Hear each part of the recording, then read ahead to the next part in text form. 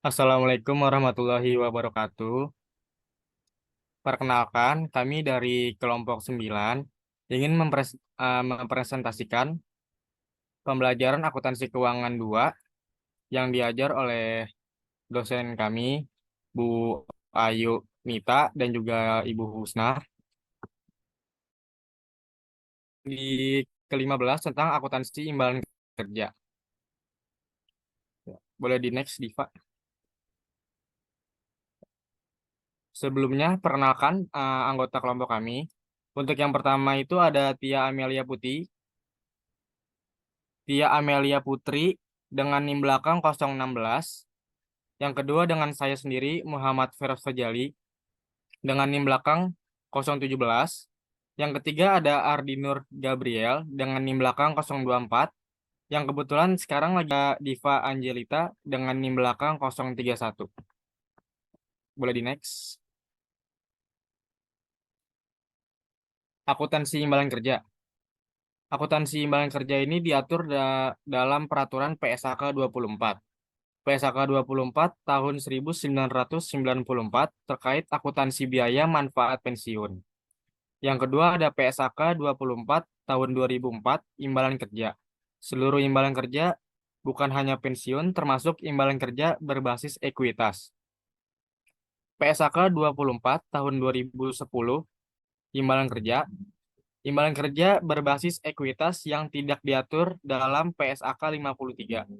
Pengaturan program multi pemberi kerja, persyaratan program di mana risiko dan imbalan dalam pengendalian bersama, pengaturan lebih rinci tentang program jaminan sosial, pengungkapan lebih banyak, pilihan pengakuan dan keuntungan serta kerugian yang aktuarial.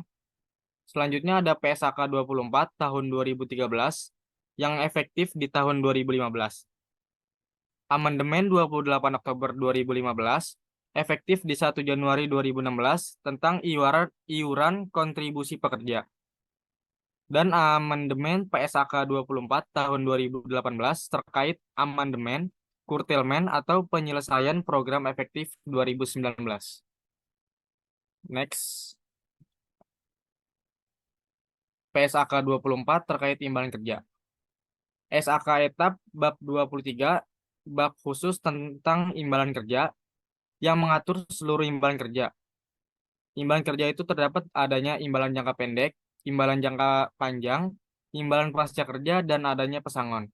Untuk imbalan jangka panjang dan pasca kerja dapat diartikan dengan keuntungan dan kerugian aktuaria yang diakui, laba rugi atau bagian dari ekuitas. Selanjutnya ada SAK EMKM, tidak ada bab khusus imbalan kerja, diatur dalam pengaturan bab 14 pendapatan dan beban, diatur imbalan jangka panjang dan pasca kerja. Keuntungan dan kerugian aktuaria diakui, laba rugi ataupun bagian dari ekuitas. Next. Imbalan kerja sendiri yang diatur menurut PSAK 24. Imbalan kerja adalah seluruh bentuk pemberian imbalan kepada pekerja atas jasa yang diberikan oleh imbalan kerja diakui secara akrual, yaitu pada saat pekerja memberikan jasanya kepada entitas, bukan pada saat dibayarkan. Pekerja sendiri menerima gaji yang diterima bulanan, adanya pensiun, imbalan jangka panjang, tunjangan kesehatan, dan yang lainnya. Jumlah dan tata cara pembayaran imbalan kerja diatur dalam kontrak perjanjian kerja, ketentuan regulasi, undang-undang ketenagakerjaan yang di mana peraturan perundangan lain yang mengikat entitas. Next. Di sini ada ruang lingkup dalam imbalan kerja. Untuk yang pertama ada imbalan kerja jangka pendek. Yang dimaksud dengan imbalan kerja jangka pendek itu adanya imbalan selain dari pesangon atau pemutusan kontrak kerja yang jatuh temponya itu waktu 12 bulan atau di bawah 1 tahun setelah akhir periode pelaporan saat pekerja memberikan jasanya. Untuk yang kedua ada imbalan pasca kerja. Imbalan pasca kerja ini adalah imbalan kerja yang terhutang setelah pekerja menyelesaikan masa kerjanya. Jadi imbalan pasca kerja ini merupakan utang perusahaan kepada pekerja yang telah memberikan jasanya, karena imbalan pasca kerja ini dapat diterima atau dapat diterima manfaatnya setelah pekerja telah menyelesaikan masa kerjanya atau masa pensiun. Yang ketiga ada imbalan kerja jangka panjang. Imbalan kerja jangka panjang ini yang jatuh temponya lebih dari 12 bulan setelah akhir periode pelaporan saat pekerja memberikan jasanya. Untuk contohnya itu ada cuti besar ataupun cuti panjang.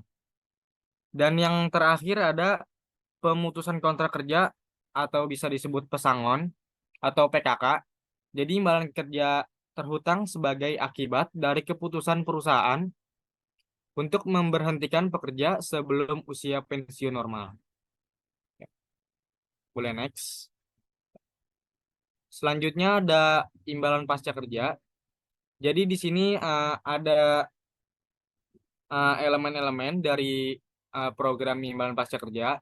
Yang pertama itu ada entitas atau perusahaan atau pemberi kerja. Untuk yang kedua ada dana pensiun atau dana yang akan dibayarkan kepada pekerja. Dan yang ketiga itu ada pekerja atau yang penerima manfaat dari adanya eh, dana tersebut dari entitas. Jadi pekerja di sini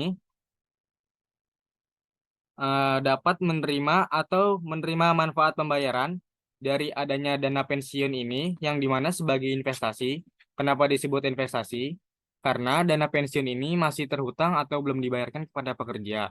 Dan pekerja akan menerima dana tersebut ketika dia sudah menyelesaikan masa kerjanya atau di masa pensiunnya.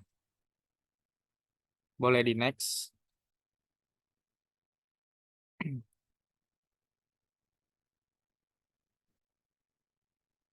Di sini ada pengertian dari imbalan pasca kerja sendiri. Imbalan pasca kerja adalah imbalan yang harus diberikan perusahaan kepada karyawan ketika karyawan sudah berhenti kerja. Terdapat dua jenis program dari imbalan pasca kerja. Untuk yang pertama ada iuran pasti. Iuran pasti ini itu manfaat tergantung dari akumulasi iuran ditambah hasil pengembangannya. Perusahaan tidak memiliki kewajiban lagi di luar akumulasi iuran dan pengembangannya. Misalnya itu ada JHT, jaminan hari tua, ataupun tabungan hari tua. Untuk yang kedua ada manfaat pasti. Manfaat diterima pada saat pensiun dan nilainya sudah ditetapkan terlebih dahulu. Banyak variabel penentu. Biasanya itu ada gaji dasar imbalan, asumsi gaji dan melibatkan perhitungan yang kompleks. Misalnya pada Undang-Undang Ketenagakerjaan Nomor 13 Tahun 2003. Boleh di next.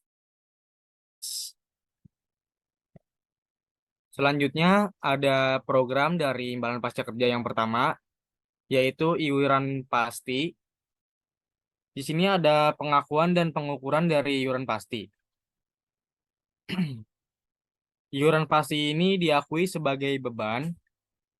Untuk yang kedua diakui sebagai liabilitas atau bisa disebut beban teraktuarial setelah dikurangi dengan iuran telah dibayar atau aset pembayaran di muka jika terdapat kelebihan. Untuk yang ketiga, jika iuran tidak jatuh tempo seluruhnya dalam 12 atau lebih kecil dari di diskonto. Untuk pengungkapannya, jumlah yang diakui sebagai beban untuk program iuran pasti. Jadi pengakuan iuran pasti ini sebagai beban dari pengakuan iuran pasti atau program pasca kerja ini. Boleh di next. Di sini ada soal ilustrasi dari iuran pasti. Misalnya pada Juni tahun 2022, iuran pensiun yang harus dibayarkan oleh PT ABC untuk bulan tersebut sebesar 5 juta rupiah. Jika iuran tersebut dibayar semua, maka jurnal yang dibuat adalah beban 5 juta dan pengeluaran kas sebesar 5 juta. Jika baru 3 juta yang dibayarkan, sisanya belum dibayar sampai akhir Juni 2022, maka jurnalnya adalah beban sebesar 5 juta di debit, ada kas 3 juta di kredit, dan liabilitas jangka pendek di kredit 2 juta. Kenapa di sini jurnalnya beban pada kas? Karena sebelumnya iuran pasti diakui sebagai beban. Makanya di jurnal iuran pasti ini masuk ke dalam beban sebesar 5 juta jika iuran tersebut langsung dibayarkan pada bulan Juni sepenuhnya. Jadi bebannya di debit sebesar 5 juta dan kasnya juga di kredit 5 juta. Jika belum dibayarkan 3 juta, berarti masih ada hutang jangka pendeknya sebesar 2 juta di akhir periode Juni tahun 2022. Boleh di next. Selanjutnya ada program imbalan pasca kerja yang kedua, ada manfaat pasti. Program ini memberikan jaminan kepada pekerja terkait jumlah manfaat yang akan diterimanya semasa masa kerja. Jumlah manfaat yang akan diterima oleh pekerja di masa depan biasanya berkaitan dengan besaran gaji pekerja dan lamanya masa kerja. Hal ini mengakibatkan resiko aktuarial dan risiko investasi ditanggung oleh pemberi kerja. Imbalan-imbalan pasca kerja tersebut secara perhitungan akuntansi harus dicadangkan dari saat ini. Karena imbalan-imbalan pasca kerja tersebut termasuk ke dalam salah satu konsep akuntansi, yaitu accrual basis. Imbalan pasca kerja yang dihitung untuk dicadangkan dalam PSAK 24 yaitu untuk yang pertama ada imbalan pasca kerja karena karyawan pensiun. Yang kedua ada imbalan pasca kerja karena karyawan sakit berkepanjangan atau cacat. Yang ketiga ada imbalan pasca kerja karena karyawan meninggal dunia. Dan yang terakhir ada imbalan pasca kerja karena karyawan mengundurkan diri secara baik-baik. Boleh di next.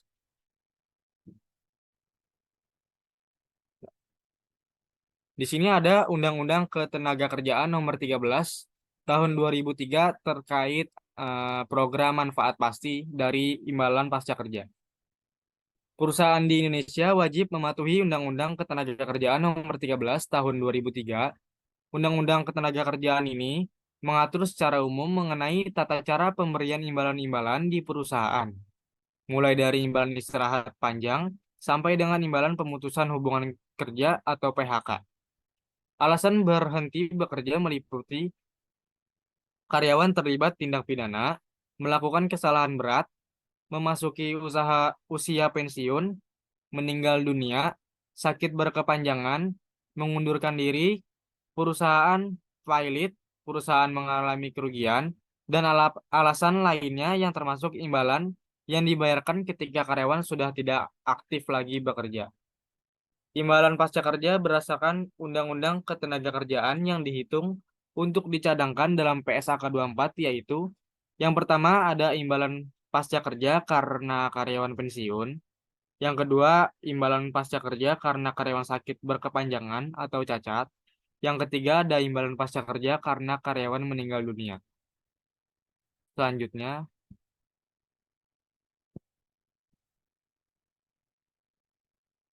imbalan pasca kerja lain.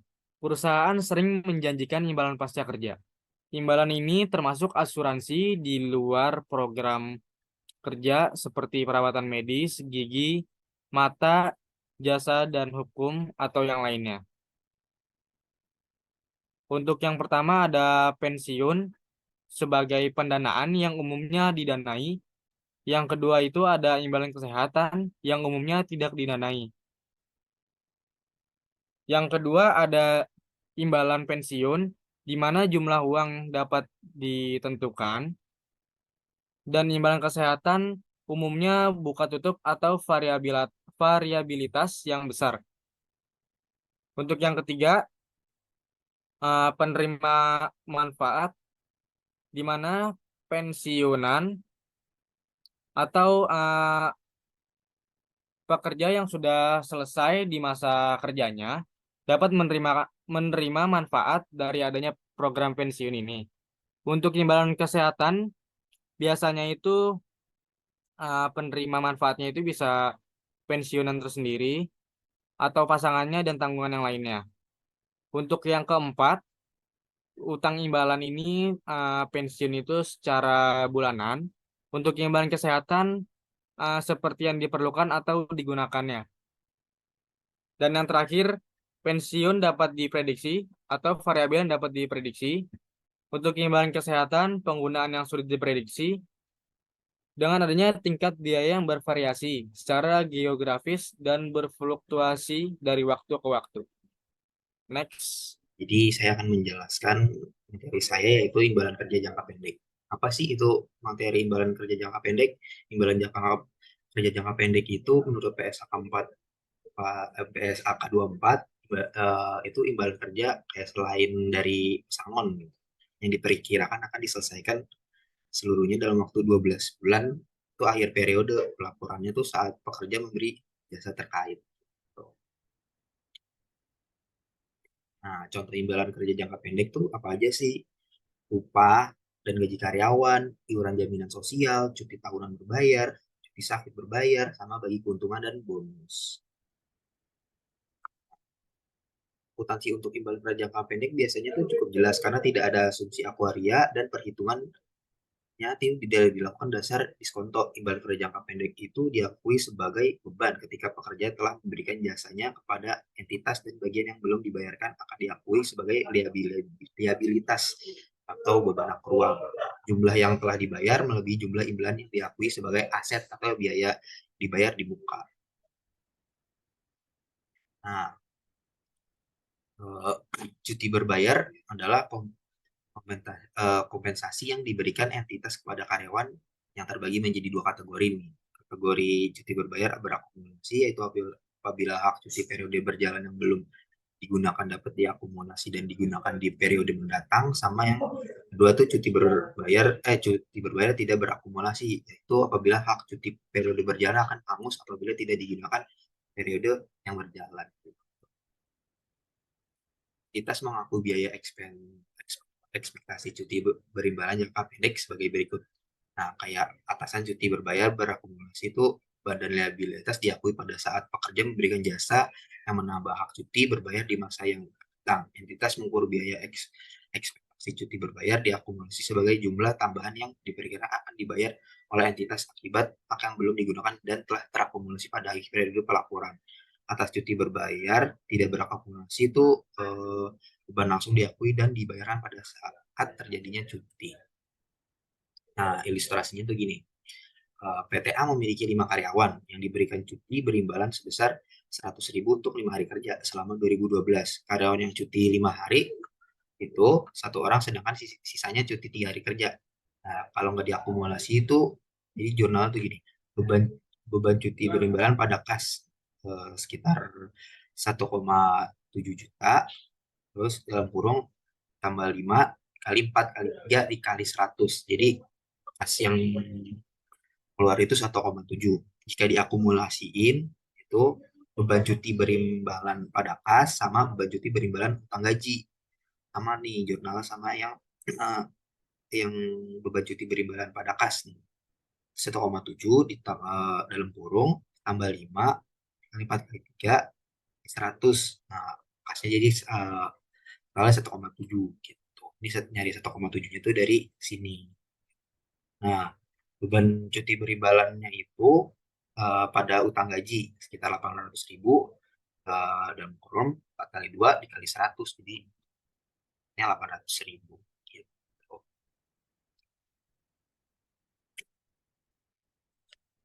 Selanjutnya adalah imbalan kerja jangka panjang.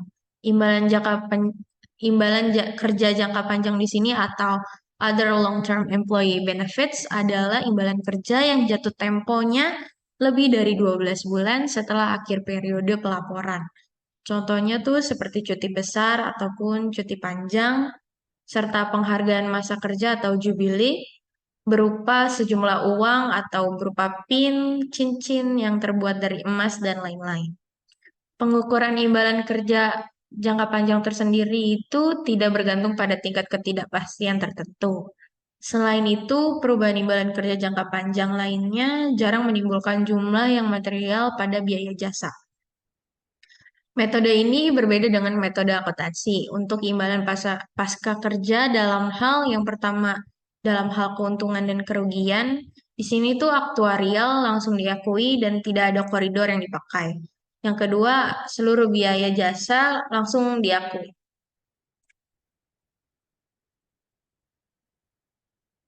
Nah, contoh lainnya tuh ada cuti berimbalan jangka panjang, yang kedua imbalan hari raya atau imbalan jasa jangka panjang lainnya, yang ketiga imbalan cacat permanen, yang keempat ada utang bagi laba dan bonus yang dibayar 12 bulan atau lebih setelah akhir periode pelaporan saat pekerja memberikan jasanya. Yang terakhir ada kompensasi ditangguhkan yang dibayar 12 bulan atau lebih sesudah akhir dari periode pelaporan saat jasa yang diberikan.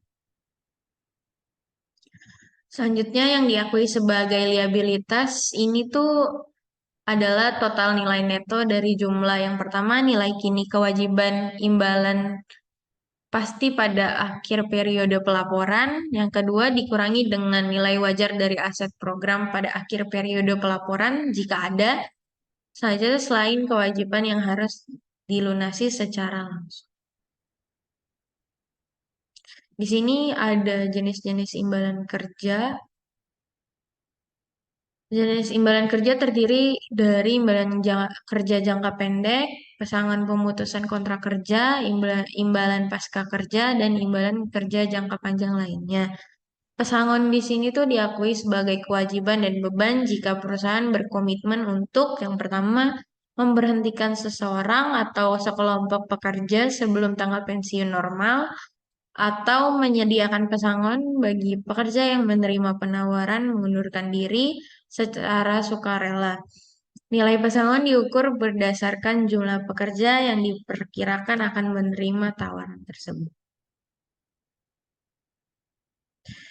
Di sini nilai pesangon juga diukur berdasarkan jumlah pekerja yang diperkirakan akan menerima tawaran tersebut, yaitu entitas mengakui biaya ekspektasian imbalan kerja jangka pendek dalam bentuk cuti berbayar. Yang pertama, dalam hal cuti berbayar dapat diakumulasi pada saat pekerja memberikan jasa. Yang kedua, dalam hal cuti berbayar tidak dapat diakumulasi pada saat cuti terjadi. Selanjutnya akan dilanjutkan oleh rekan saya, Tia.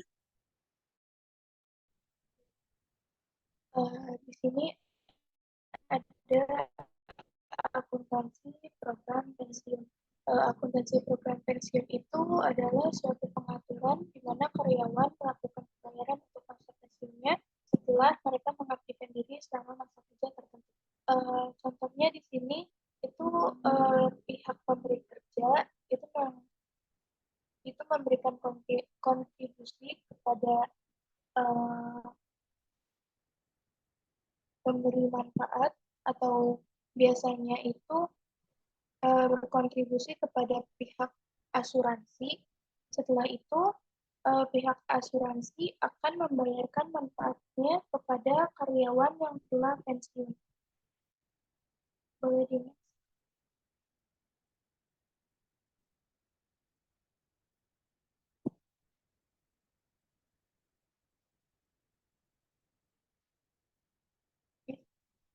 Boleh di next. Nah, program pensiun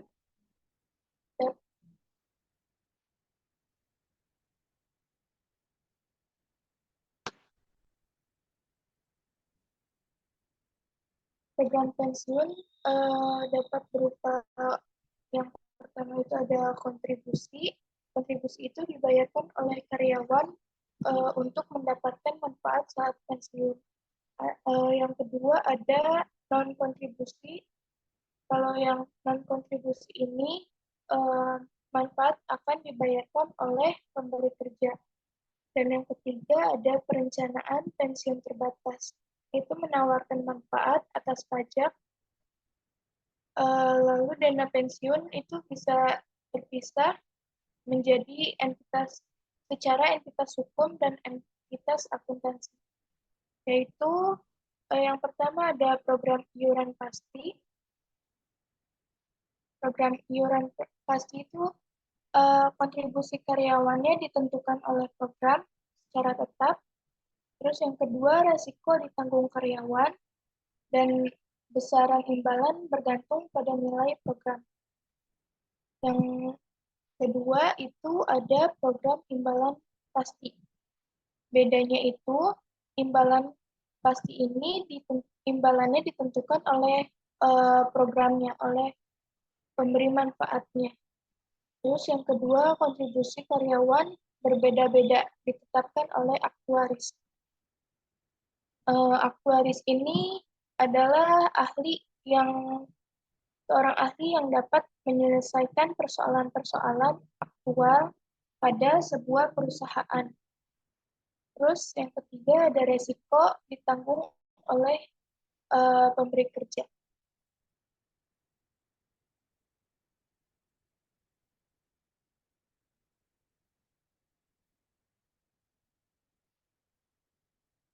Pendekatan alternatif untuk mengukur liabilitas imbalan kerja ini itu ada 3.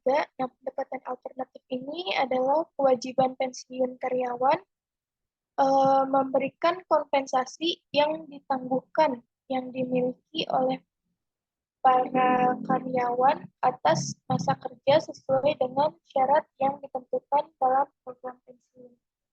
Pendekatan alternatifnya ini ada 3. Yang pertama itu benefit for vested employee only at current salaries atau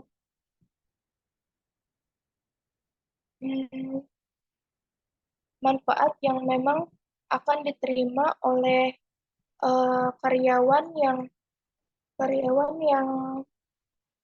memang akan dapat manfaatnya sesuai hanya dengan gaji pada saat masa kini. Itu disebut vested benefit obligation.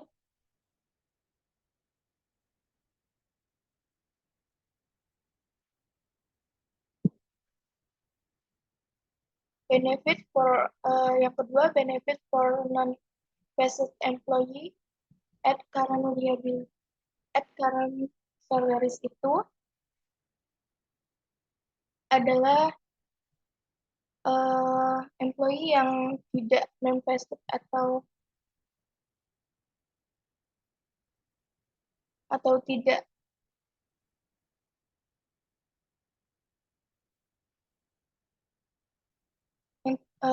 oleh karyawan yang tidak mendapatkan hak secara gaji di saat ini. Perhitungannya itu menggunakan current salaries. Yang kemudian perhitungan pendekatan pertama dan pendekatan kedua akan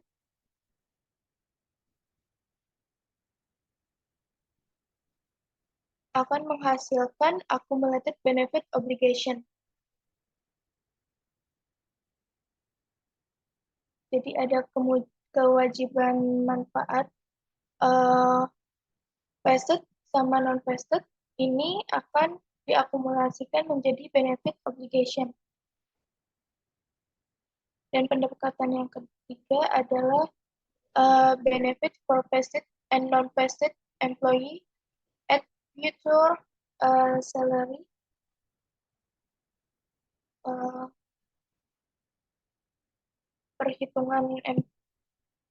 Perhitungan benefit yang berhak kepada employee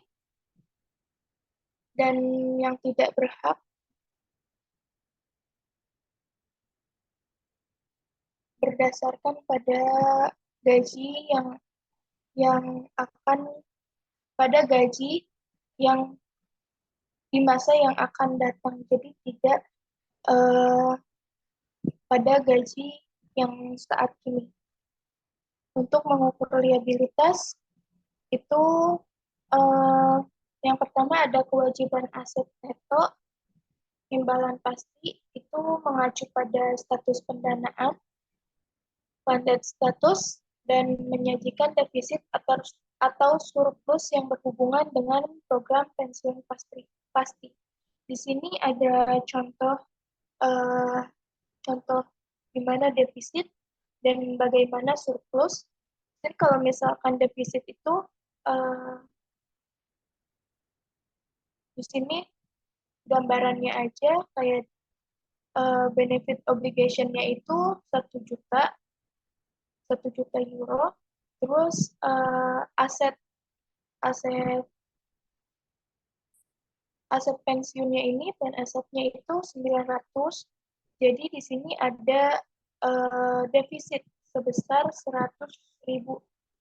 Itu dihasilkan dari 900.000 dikurang 1 juta. Maka hasilnya minus minus 100.000. Dan di sini ada surplus. Kalau yang surplus ini plan aset lebih besar daripada benefit obligation, di mana plan aset sebesar 200.000, sedangkan benefit obligation sebesar 150.000 yang akan menghasilkan surplus sebanyak 50.000.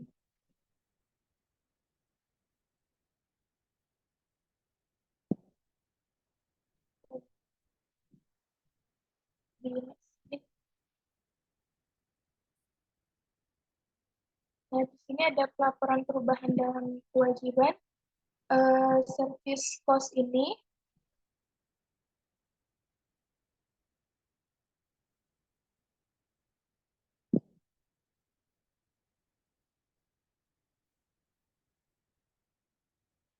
service cost, yang kedua ada net interest. Kenapa ini net? Karena nanti akan disandingkan atau dibandingkan apakah beban bunganya lebih besar daripada pendapatan bunga atau beban bunga lebih kecil daripada pendapatan bunga. Terus yang ketiga ada remeasurement.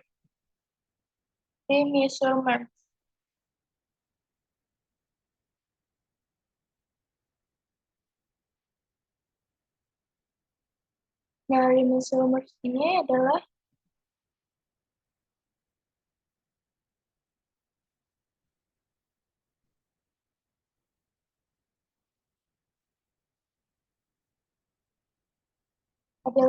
pengukuran kembali. Nah, untuk service cost dan net interest itu akan dicatat pada net income, sedangkan remeasurements itu akan dicatat pada OCI atau Other Comprehensive Income. Di sini ada contoh aset program pensiun dan imbalan aktual. Itu investasi dalam bentuk saham, obligasi, efek lainnya, dan real estate, lalu dilaporkan dengan nilai wajar atau fair value. Terus yang ketiga, kontribusi pemberi kerja dan imbalan aktual dari aset program pensiun menambah nilai aset program pensiun. Dan yang keempat, manfaat yang dibayarkan kepada para karyawan akan menurunkan nilai aset program pensiun. Contohnya, Hasbro SA memiliki aset program pensiun sebesar 4.200.000 pada 1 Januari 2019. Selama tahun 2019, Hasbro memasukkan dana sebesar 300.000 ke dalam program dan membayarkan manfaat pensiun sebesar 250.000.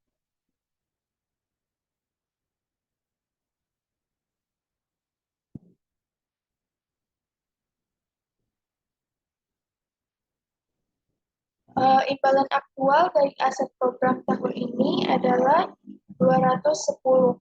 Hitunglah jumlah aset program pensiun pada 31 Desember 2019. Maka di sini plan aset atau aset program pensiunnya ini, aset programnya ini ada 4.200.000.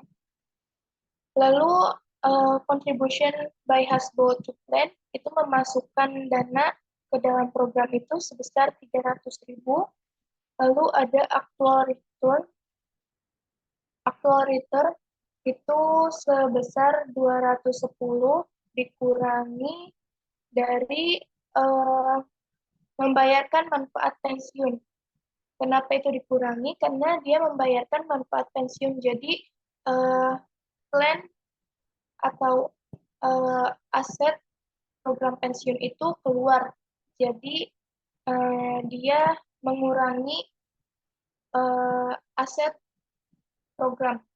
Jadi 4.200.000 ditambah 300.000 ditambah 210 dikurangi 250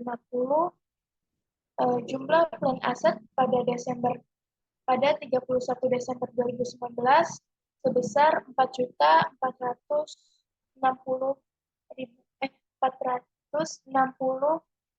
juta euro.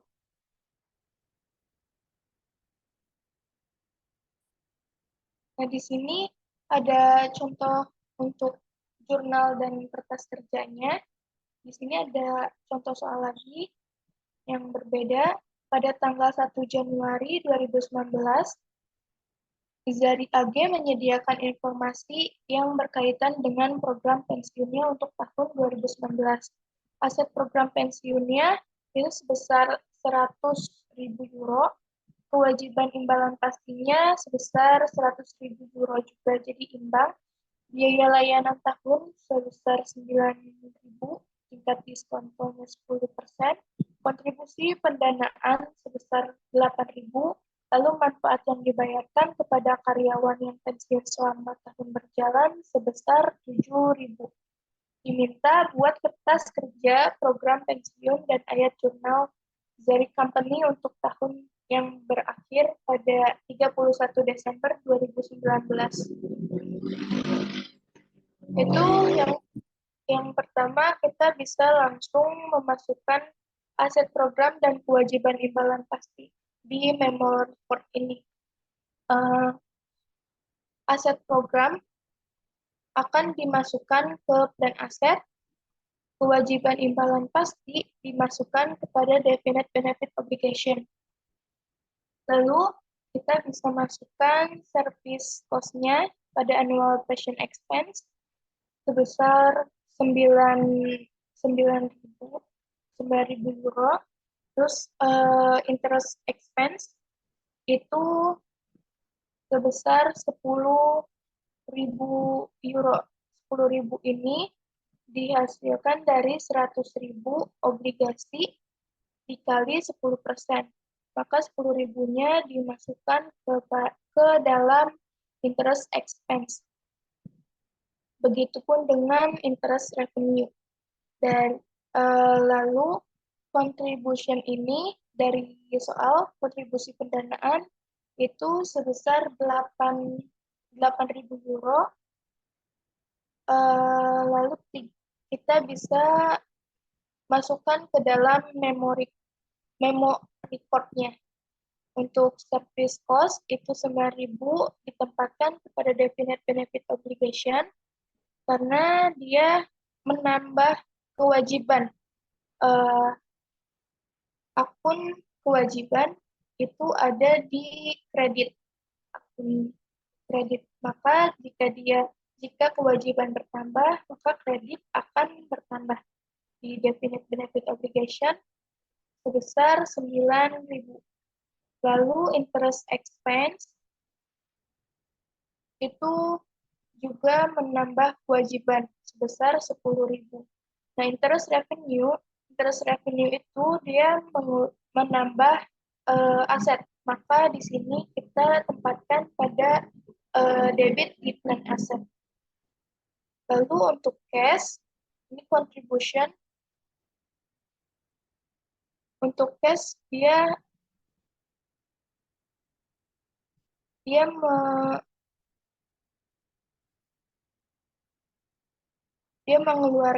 mengeluarkan kas, maka di sini akan menambah plan aset pada aset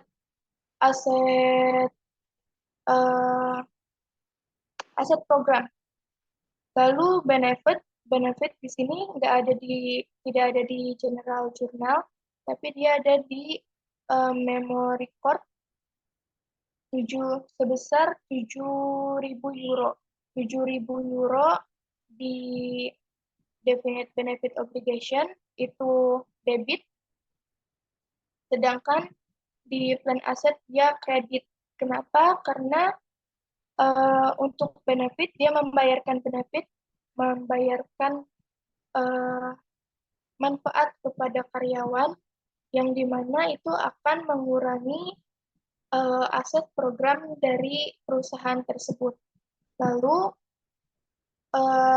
bisa tinggal dijumlah dari benefit dari definite benefit obligation, semua dijumlah akan mendapatkan hasil 112.000 euro, dan pada plan aset itu sebesar 111.000 euro. Lalu di sini karena ada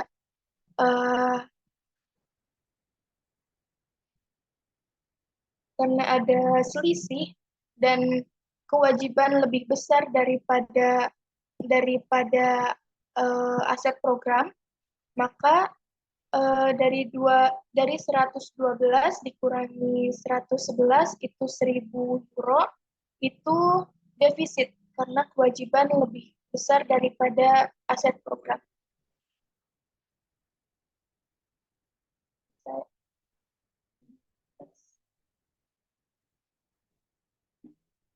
Lalu ada biaya layanan masa lalu. Biaya layanan masa lalu ini adalah perubahan dalam nilai kini dari kewajiban imbalan pasti yang dihasilkan dari amandemen atau pengurangan program pensiun. Lalu ada pengukuran kembali, perubahan yang tidak terduga dan tidak diharapkan dapat muncul dari perubahan besar dan tiba-tiba dalam nilai kini aset program pensiun, dan perubahan asumsi pada aktuaris yang dapat mempengaruhi jumlah kewajiban imbalan pasti.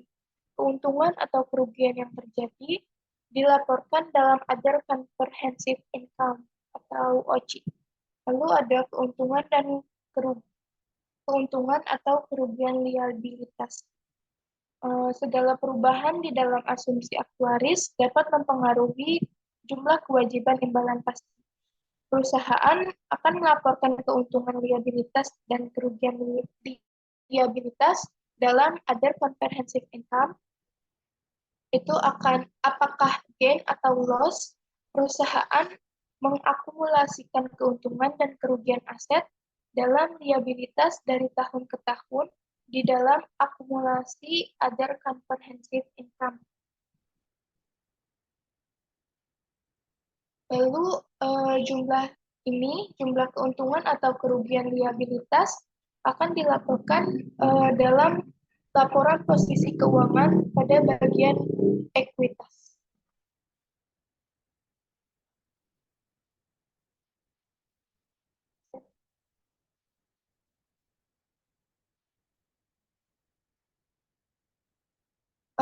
Di sini ada laporan program pensiun dalam laporan keuangan.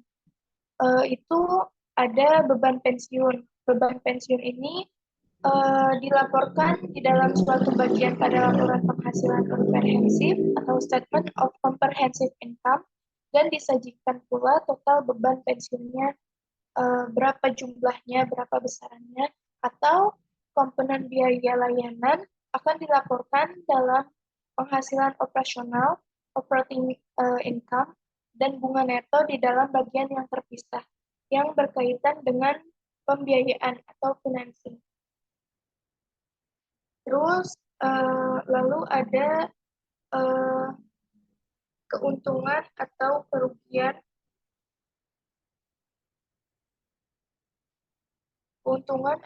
kerugian dari pengukuran kembali.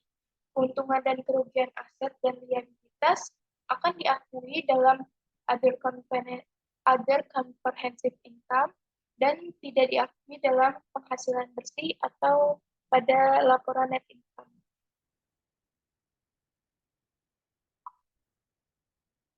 Jadi seperti ini contoh dalam laporan program pensiun.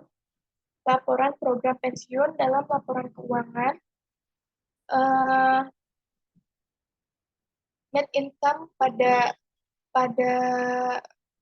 perusahaan joint company ini di tahun 2019 itu sebesar 100.000 euro.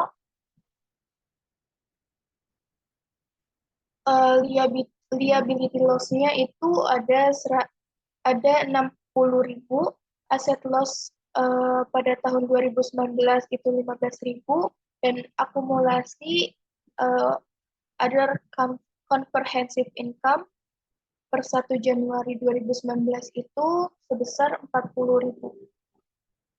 Jadi di sini liability loss-nya itu sebesar 60.000 dikurangi dari aset loss atau kerugian aset sebesar 15.000 yang akan dicatat pada other comprehensive loss itu sebesar 75.000, lalu net income sebesar 100.000 euro akan dikurangkan dengan other comprehensive loss ini yang tadi sudah kita hitung sebesar 75.000. Lalu total comprehensive income itu berasal dari perjumlahan pengurangan antara net income dan other comprehensive loss sebanyak 75.000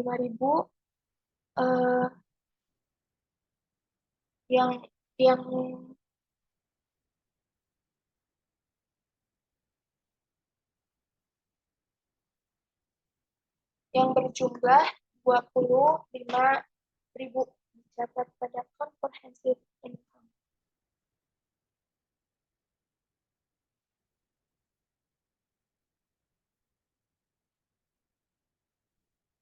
Udah kali ya?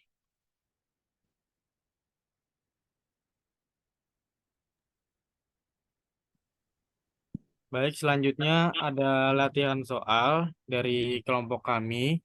Boleh di next.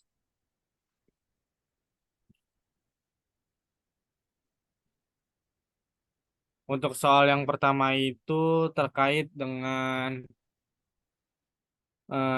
iuran atau cuti berimbalan dari PT Makmur terkait cuti berimbalan yang dibuat pada tahun 2018. Boleh di next, Pak.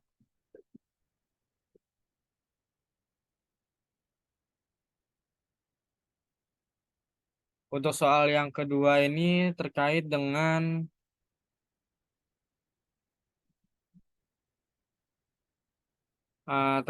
imbalan pensiun yang dibuat dari PT Cetar 2016. Ya, mungkin cukup sekian dari kelompok 9 dari kelompok kami. Kurang lebihnya mohon maaf. Wassalamualaikum warahmatullahi wabarakatuh.